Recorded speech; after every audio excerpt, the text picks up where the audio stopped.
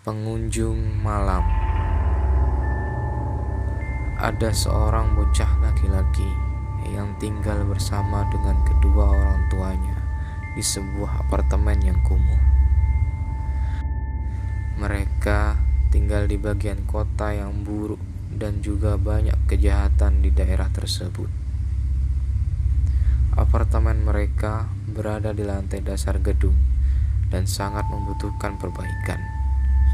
Beberapa jendelanya pecah dan butuh perbaikan. Pintunya juga tidak pernah terkunci dengan benar. Bocah itu sering mengalami kesulitan tidur karena dia bisa mendengar berbagai suara dari jalanan di luar.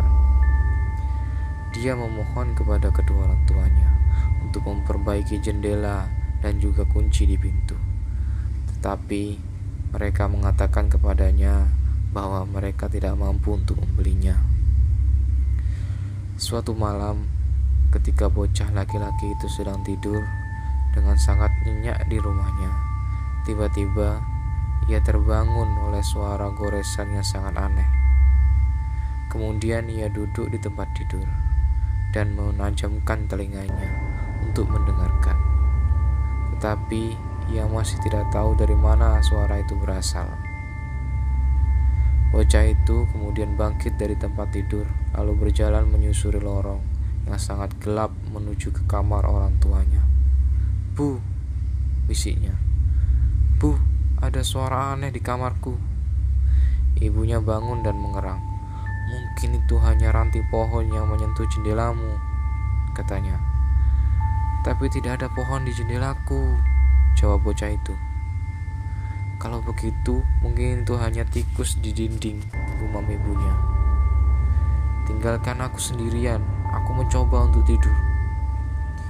Bocah itu dengan enggan kemudian kembali ke kamarnya. Tetapi ia masih gugup dan juga takut.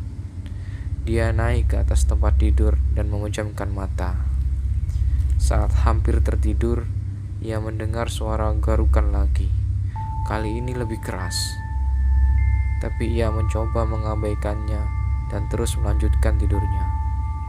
Tiba-tiba, ia merasakan sakit yang amat tajam di punggungnya. Dia kemudian melompat dari tempat tidur dan menangis dengan sangat keras. Rasanya seperti digigit serangga kecil. Dia kemudian langsung berlari ke kamar orang tuanya. "Ayah!" bisiknya. "Ayah, sesuatu menggigitku."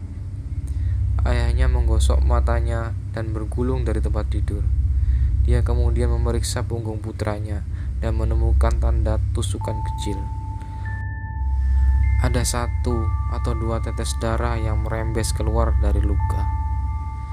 "Itu tidak terlihat seperti gigitan serangga," kata ayahnya. "Lalu apa?" tanya bocah itu. Sang ayah tidak menjawab. Sebagai gantinya, ia langsung pergi ke kamar anaknya. Dia menyalakan lampu dan juga memeriksa tempat tidur. Ada lubang kecil di spray. Beberapa isian kasur juga ikut keluar. Ayahnya kemudian membalikkan kasur dan bergidik ngeri. Di bagian bawah tempat tidur, mereka menemukan lumpur dan juga kotoran di karpet. Jendela kamar tidur tidak terkunci dan ada jejak kaki baru di rumput yang berlumpur. Pada malam itu, seseorang masuk ke kamar bocah melalui jendela yang tidak terkunci dan menunggu di bawah tempat tidurnya. Suara goresan misterius yang ia dengar berasal dari seseorang yang berbaring di bawah tempat tidurnya, menikam kasur dan mencoba untuk membunuhnya.